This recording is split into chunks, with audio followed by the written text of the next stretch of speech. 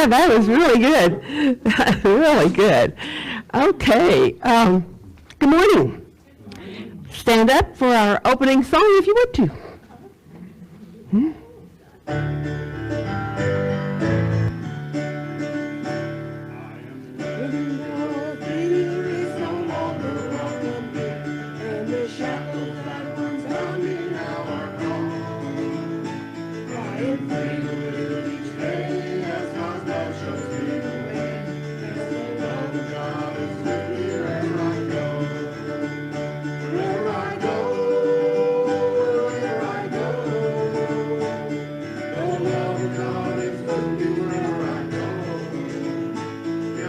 Sun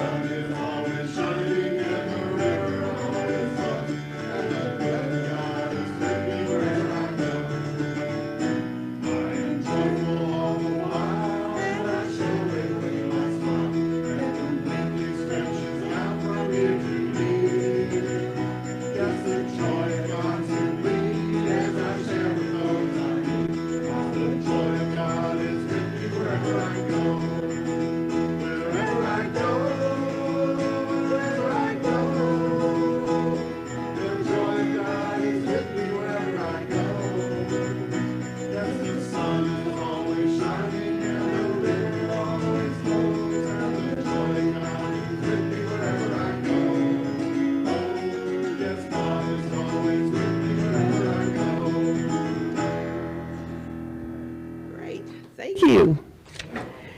All right. Welcome to the Louisville Center for Spiritual Living.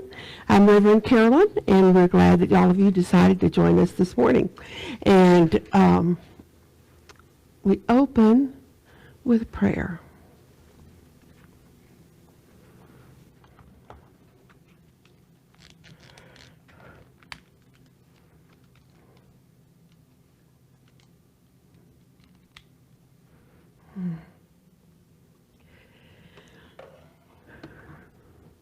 There is one strength, one joy, one life, one love, one abundance, one creativity, the one. All that we understand and all that we see is the one. Everything around us is part of the one, as are we. And so we have the unique place of having everything that Spirit is available to each of us. Our job is to choose. And so in this morning, as we come together with open hearts and open minds to receive and to share, we are grateful that we know that Spirit is one. It is what we are. It is who we are. And it is closer than our very breath. So let it go. We trust the law that always says yes. And we trust Spirit, the love and dynamic power of the universe. And so it is.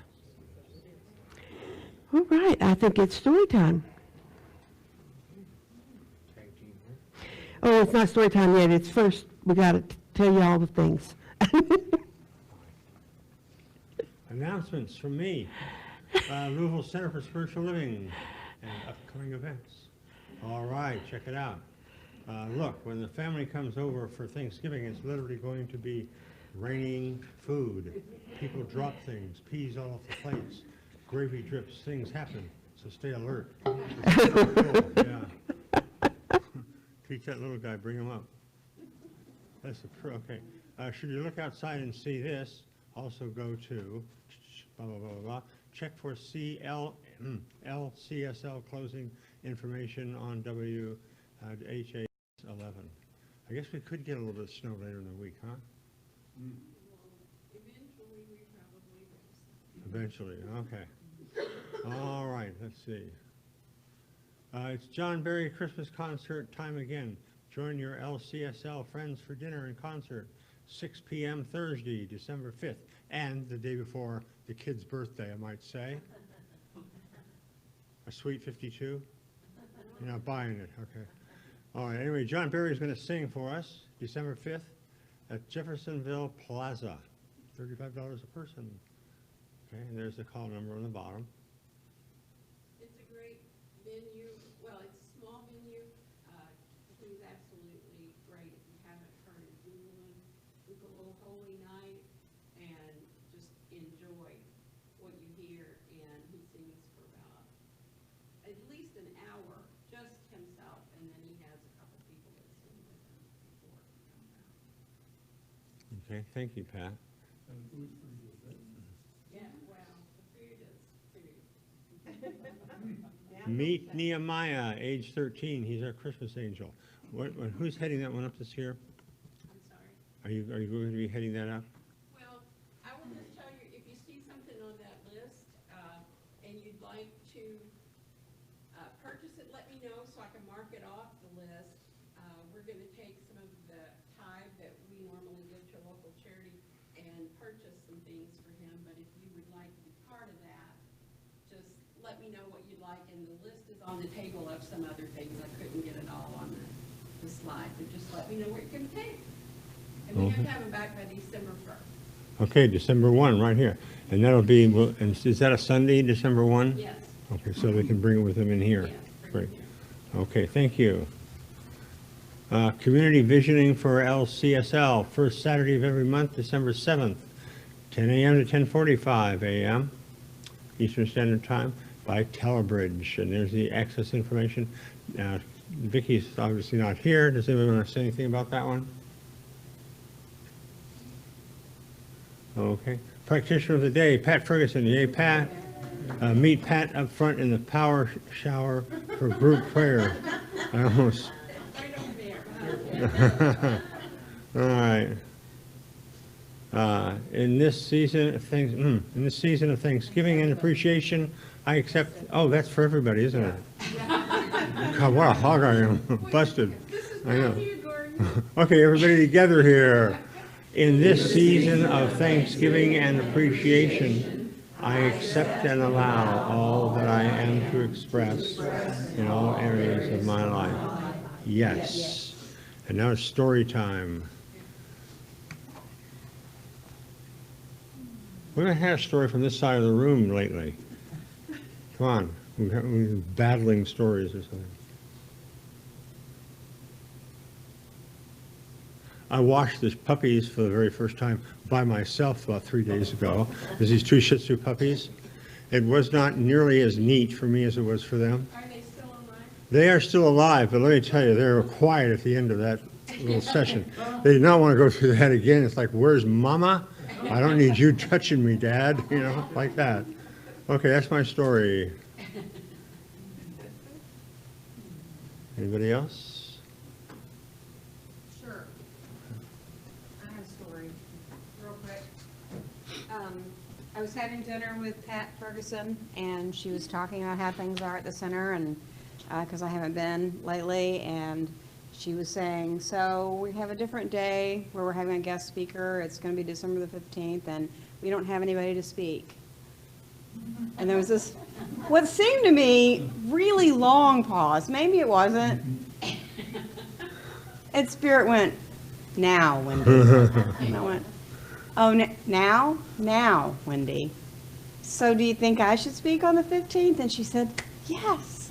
So I'll be speaking on December the 15th. Good to know. Good to know that. Yay, yay. Now, I noticed it was not, this is a chilly day today, correct? Is it? Or this was the first time, a rather modest venture into the world of chili. But we do have things back here on the table, and I guess the rule is if you like it, take it. Or if you know somebody who will like it, you can take it for them. All four tables, anything on the four back tables. Okay. Somebody needs the turkey. And you'll hear more about it later, but we're going to the men's group that was at King's Fish last Thursday, or was it last Thursday or a while ago? That was our last meeting, and from now on, you know, Steve's got a new place, so he's going to volunteer, he said still, a moment's weakness, to have the next two sessions of the men's group reading at his place on Thursdays. So December and January will be at Steve's. Steve looks shy. That's the first I've heard of it, but yeah. That's great. This, it's amazing how people volunteer around here. Yeah. Right, that's the process. If you don't volunteer what you want, you will be picked on for something. Right. So what dates would that be? I think it's the 5th or something, or maybe this. Now remember, my birthday is the 6th rather, the 6th, Is it always the first Thursday? Yeah, almost. Thursdays. So it's gonna be on December 5th then? The 5th, yeah, okay, the first Thursday in each month.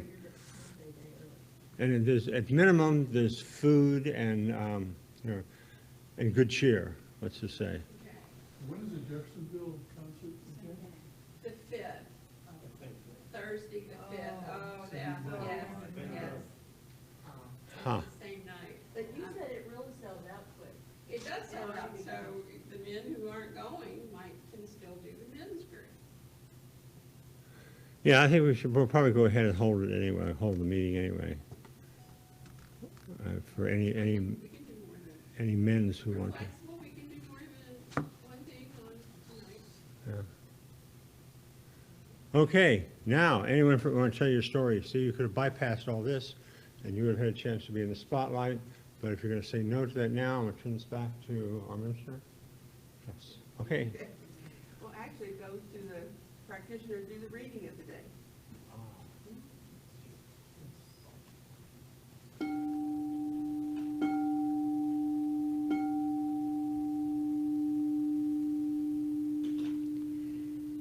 So see what happens when Gordon goes off script? have two readings today. They're both fairly small, and they come from Ernest Holmes' 365 Science of Mind. And I couldn't make up my mind which one I wanted to read, so I'm just going to read both of them. From Philippians 2:5. Let this mind be in you, which is also in Christ Jesus. This scriptural passage means that we should recognize the divine incarnation, universal in essence, but individualized in personal experience.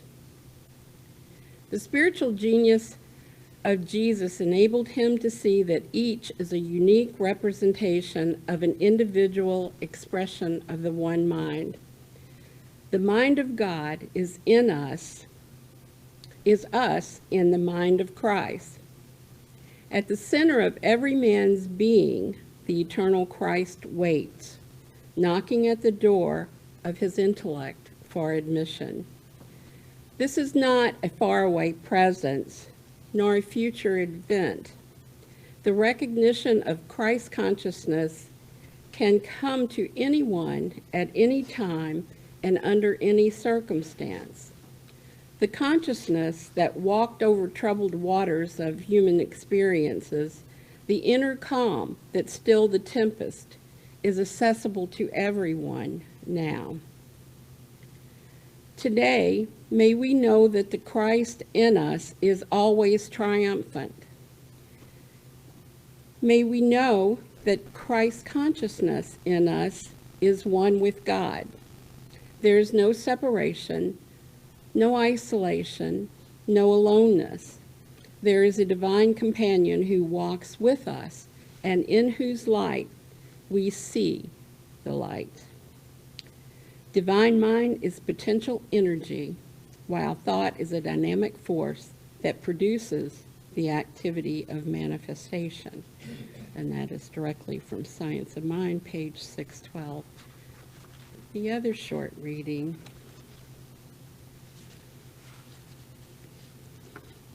starts out with a quote from Deuteronomy and Exodus. The Lord will take away from thee all sickness. I am the Lord that healeth thee. Health is a state of wholeness in mind and in body. The body is the servant of the mind, and the mind is the offspring of pure spirit, or God. Thus the Bible takes soul, or as we call it, mind, and body. These three are really one and are supposed to work in perfect unison with one another.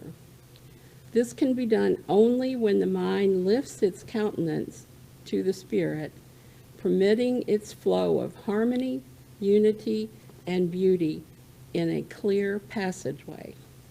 The body will always reflect this inner poise.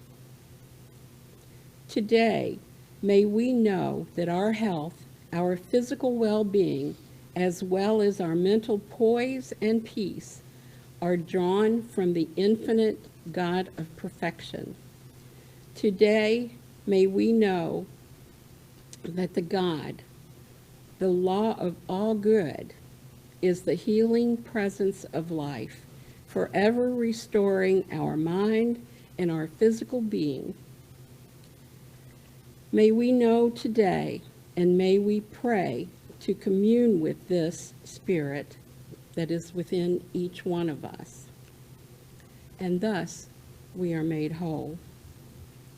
And from Ernest Holmes in The Science of Mind, when the power of faith penetrates the subjective thought and neutralizes false images, then the sick are raised into health. And so it is.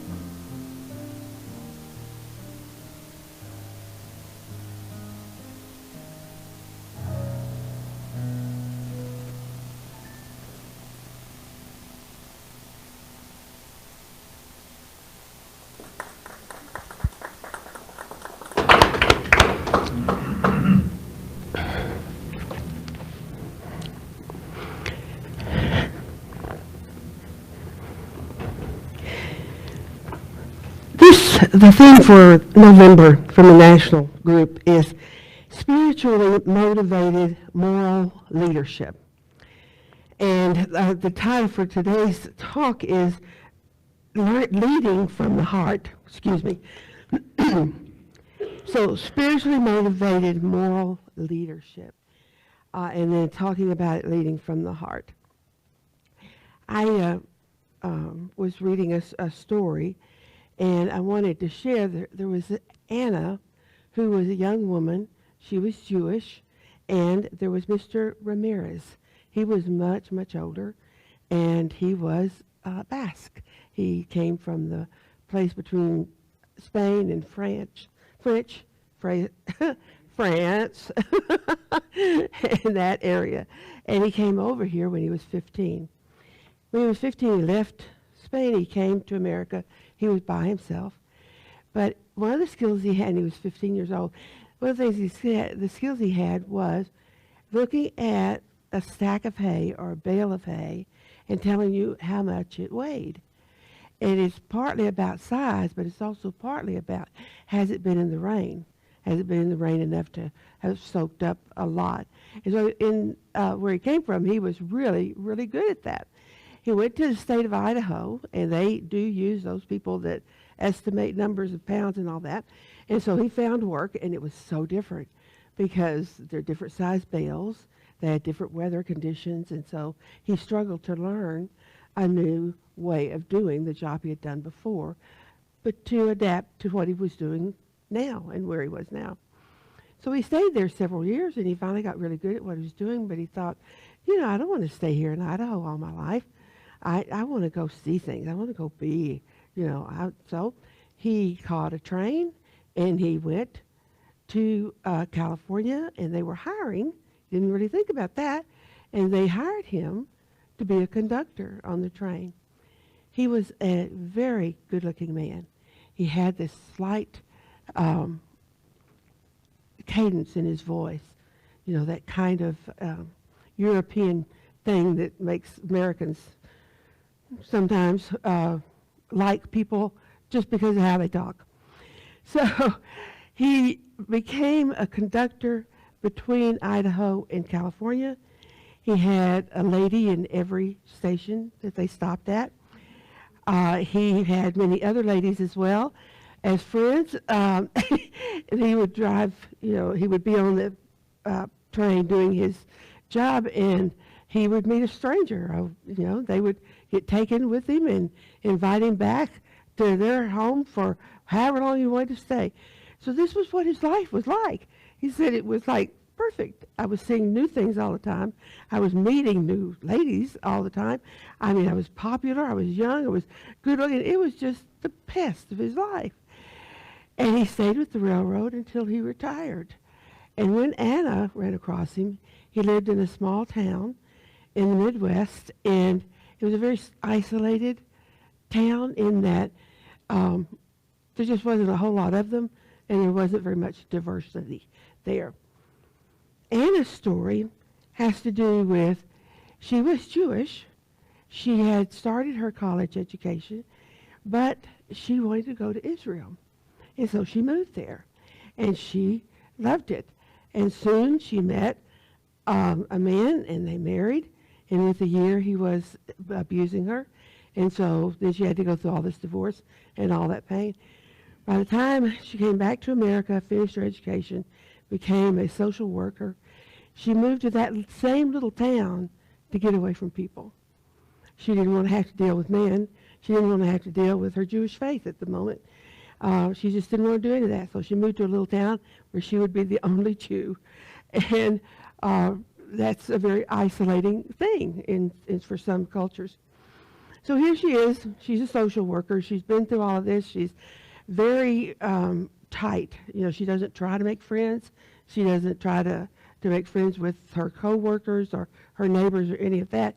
She goes, she works really hard, does a really good job, goes home, gets her cat, and sits on the couch, and that's her solace. That's her togetherness, is with her cat. And she knows that it's probably not the right way to go, but she doesn't feel capable of doing anything else.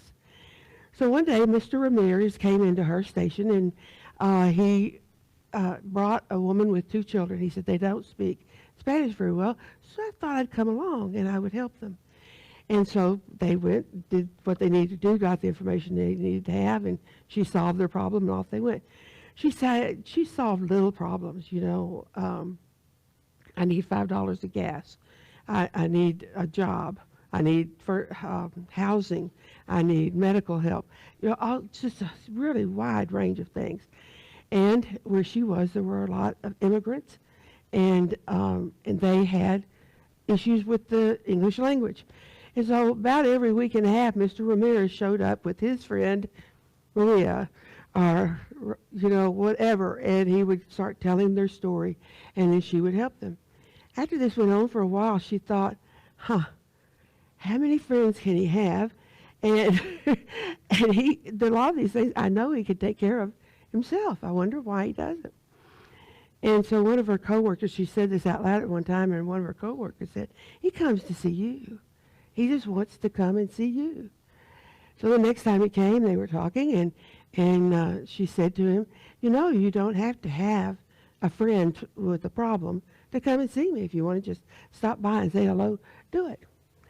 And so he did quite often. He would just stop by for 10 or 15 minutes here and there, and they would share somebody's problems or not. And as the time went on, they began to understand each other's stories. He got details that she had not discussed with others. He got, you know, to tell his story from his viewpoint. And he always talked about how now that was a great life, but now he's alone. He's come to this part of his life, and he's alone, and he's on his own. So they became good friends. And he said, all right, you got to move. Oh, no, I don't. He said, yes, you do. You have to move to where you can find a young man, and you're going to marry in the Jewish faith, and so that's what you need to do. No, I don't think I'll do that. I think I'll stay right here. No, you know that you're not truly happy. You know that you're cut off from your feelings. You got to move. And she thought about it, and they hadn't seen each other in a few weeks, and he saw her on the street, and he said, you shouldn't be here. You should have moved by now. And well, I haven't, but I'm going to. She had just made plans the last 2 days to leave. And she said, I want your address. I want to be able to write to you. And so he handed her a piece of paper and a pen, a nice silver pen, and said, okay, that's great. But he didn't give her his address. And so she didn't know it. And she did move. And a couple of years later, she was marrying a good Jewish man, down-to-earth kind of a guy, and they started to create a wonderful life. And she often thought of Mr. Ramirez and how he had helped her to see what she needed to see. She wished that she could share her children, her husband, her life with him. And especially the wedding. He would have really enjoyed the wedding. But she didn't know how to get in touch with him. And so he is gone by now, because it's another 23 or more years down the road. And she has got children in high school or out of high school. And so life goes on. But their relationship was important for both of them. When I speak of leadership and then I tell you that story, what do you think? And I got to get a drink of water.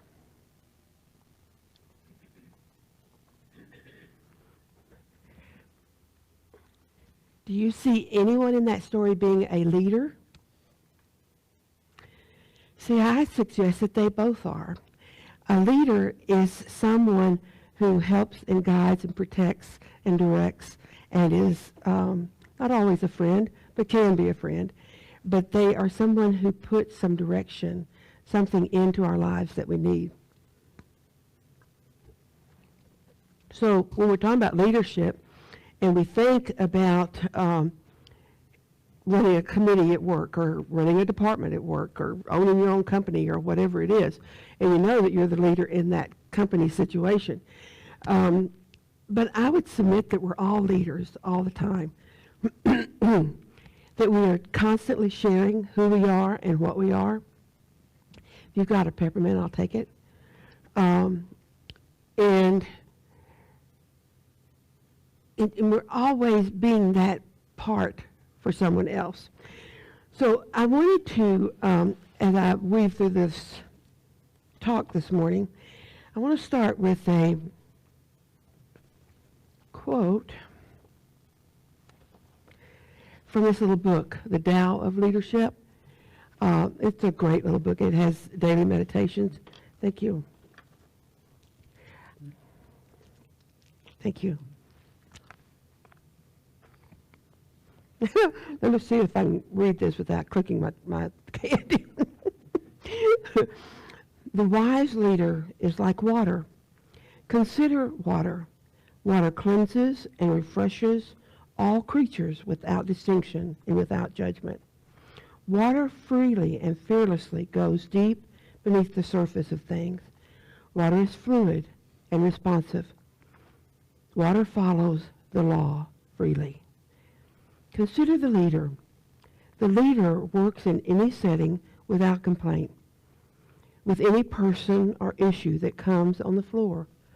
The leader acts so that all will benefit and serves and well regardless of the rate of pay. The leader speaks simply and honestly and intervenes in order to shed light and create harmony. From watching a movie of water, the leader has learned that in action, timing is everything. Like water, the leader is yielding because the leader does not push. The group does not resent or resist. We think of the leader as being someone out front who's bringing people along with him. But this reading tells us more that the leader is seeing what needs to happen, reading people, reading the situations, and then guiding from the back. You know, a leader isn't one that's pulling you down the road, someone that's giving you the tools that you need and guiding you into a better life. It's flexible. It adapts to anything and everything. And that's what we are striving in part to be. Now, think of a mother in running a household. She's got all of the leadership going. She's teaching, she's protecting, she's caring, she's creating a space. She is meeting needs as they come up. She's not afraid to go to different places in discussion. She is there for her children and for her husband. But a mom is very much a leader. By her example, her children will learn. From her example, her neighbors will either be better off or less. And though she doesn't go outside the home to work, she is a leader in her own household. So as we think of leadership, let's think of how we lead in our day-to-day lives. Now, some of us do have jobs where we are in charge of other people, or we work for somebody who is the boss. I guess most people who work do that, except for someone who is in the business for themselves, and yet they have the boss too. The little voice in the back of their head saying, "Okay, you got to make this happen. You got to make this happen. You got to do this, or I need that, or whatever." But a leader is always leading, and we are always leading ourselves and the people around us. So our job is to understand that and be willing to do it with consciousness, not just rotely.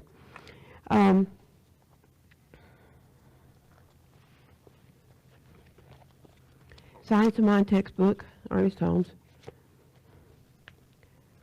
page 43. In an intelligent study of the teachings of the science mind, we come to understand that all is love, and yet all is law. There are many times, and for us and for everyone else, that when they start talking about the law that always says yes and does exactly what you ask it to do, it feels very rigid. It feels very, you're accountable for everything.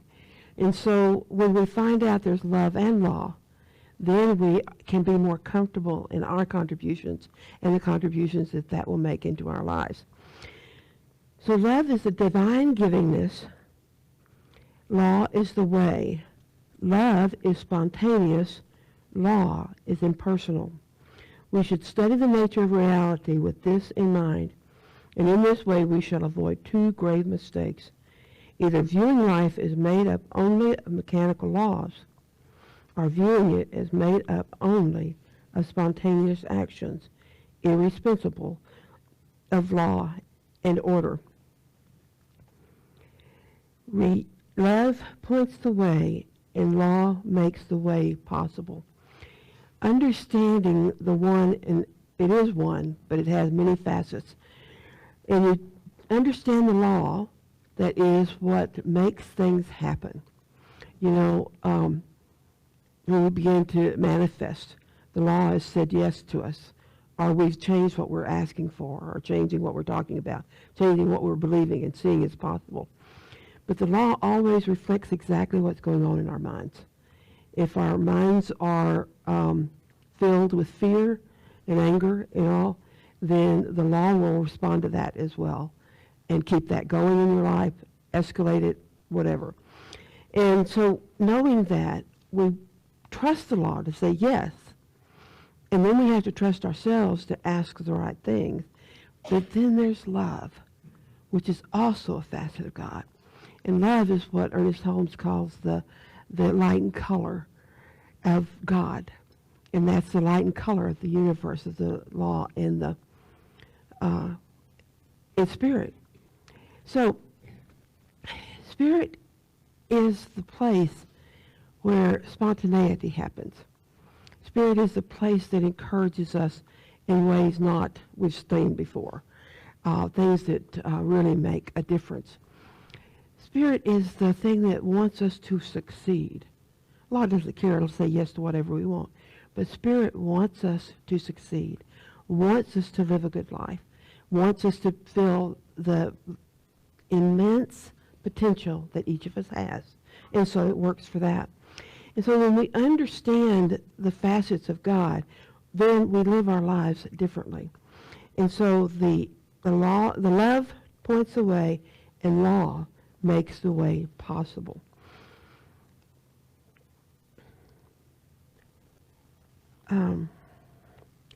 Love makes the way possible.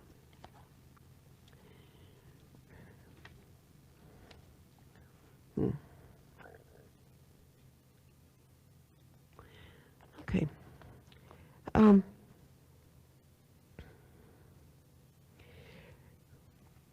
we think about the relationship between Anna and Mr. Ramirez, we see two people who needed. They were both in great need of having some touch, some feeling, some connection with another human being. And we all do. We all do require that, whether we seek it or know it or whatever. We all have the deep longing for someone to share our lives with. And I'm not talking about just a couple. I'm talking about people like Anna and Mr. Ramirez, to connect, to see into another person's eyes and without judgment, and to just connect and live a little bit more understanding of what is happening in the world and what it is that is available to us. So when we think of leaders, it is up to us to think of where and how do we lead? Are we happy with how we're leading? We may have, grown children and all of that, but we have children in our lives now.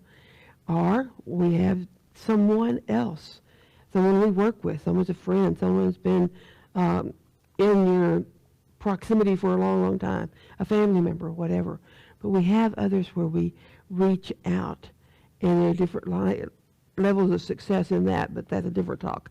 But we reach out and try to connect with other people, eye to eye speaking, and knowing that that person will connect with us, and giving a little bit of ourselves, and giving a little more, and giving a little more, and opening to all that Spirit has for us. I wanted to move us into our meditation with a reading from this same book of Tao Leadership.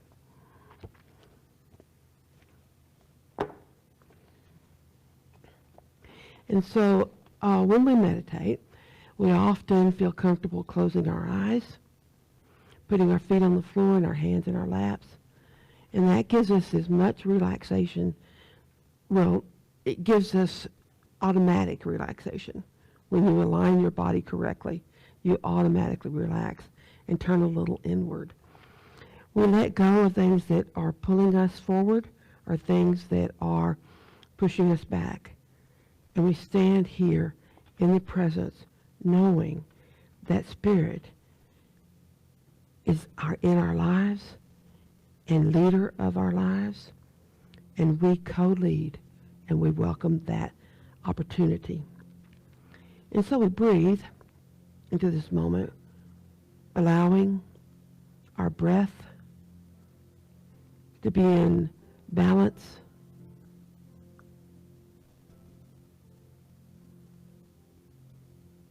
our hearts to be relaxed, our minds to be open.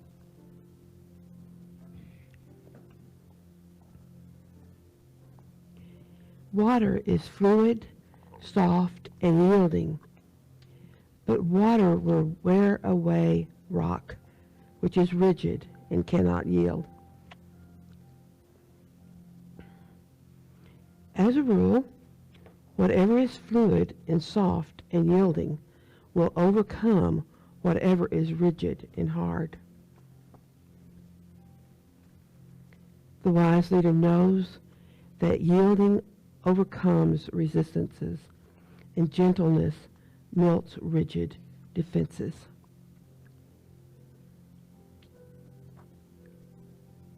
The leader does not fight the force of the group's energy, but flows and yields and absorbs and lets go.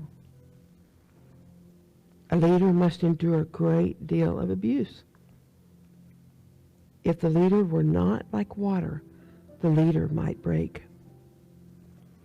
The ability to be soft makes the leader a leader. This is another paradox. What is soft is strong.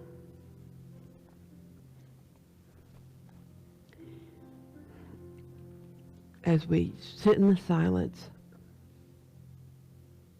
we invite Spirit to give us insight of our own leadership qualities and opportunities, or we ask something else.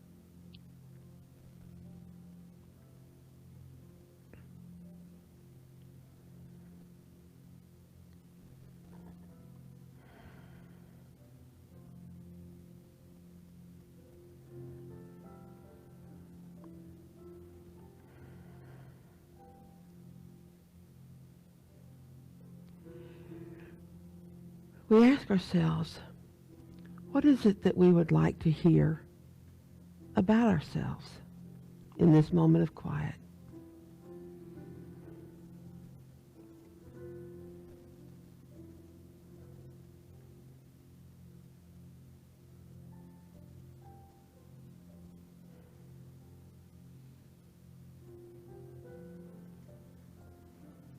We let our minds and our hearts fill with joy, joyful expectation, appreciation of all that is and has been and is to come. We let it be, we call it done, and so it is.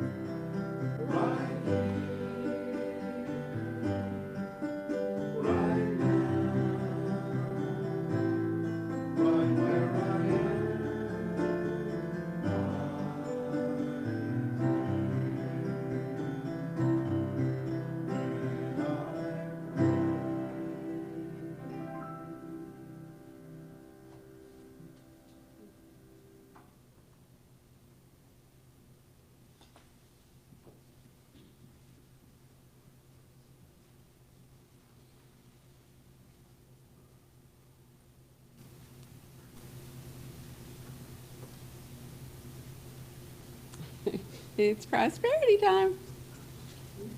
And if you'd like to use the Square, a credit card, we have a Square machine in the back. And if you're online and would like to donate, you can go to www.lcslonline.org and donate there. And we appreciate everybody here and everybody out there who helps us do what we do. Join me in our prosperity affirmation. With spirit as my supply, the gifts I circulate come back to me multiplied. Yes.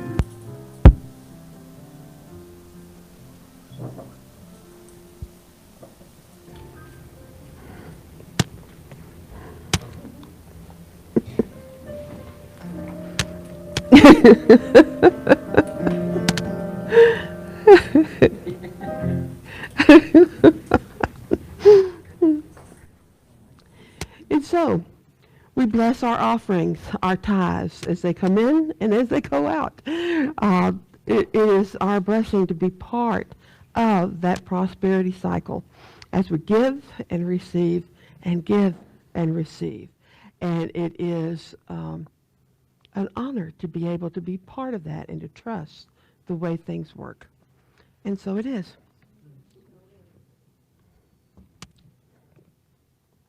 Thank you.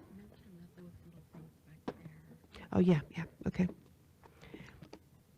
Okay, this box is always on that table when you come in, and if you have a particular prayer request, just fill out a little slip of paper and stick it in there, and this is the time when we would do treatment around that particular issue. But since we don't have anything in the box, I will take this time to bless all of it, the whole of it, the absolute of it. Knowing that in blessing, I am blessed. In joy, I am in joy. In deep yearning for more, I am that deep yearning for more. Expression of love and joy and good and faithful leadership. I let it be, and so it is. Okay.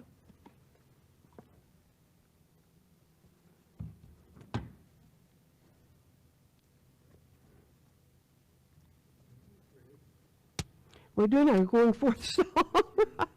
Waiting patiently for someone to stand up and tell everybody we're doing our going forth song. So please join us in standing up.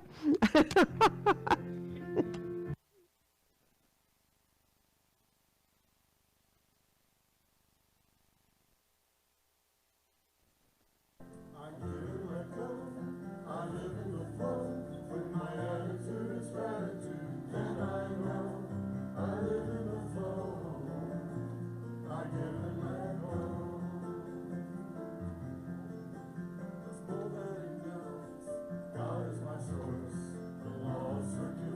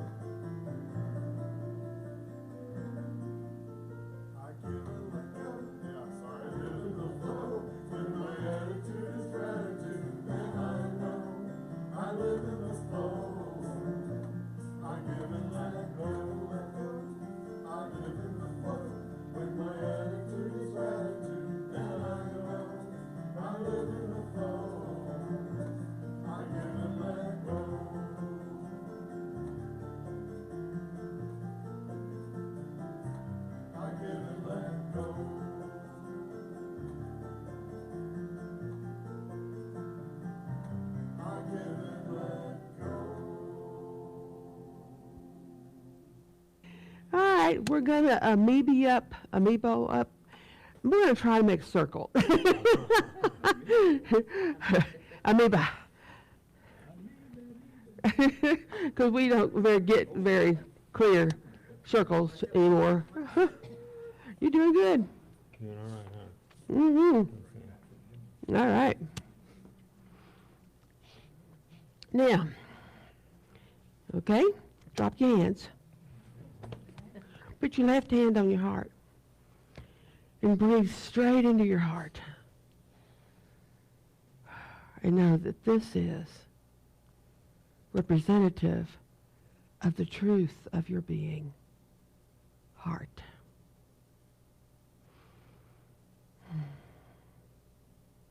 Now, put your right hand out, palm up, and spread it around.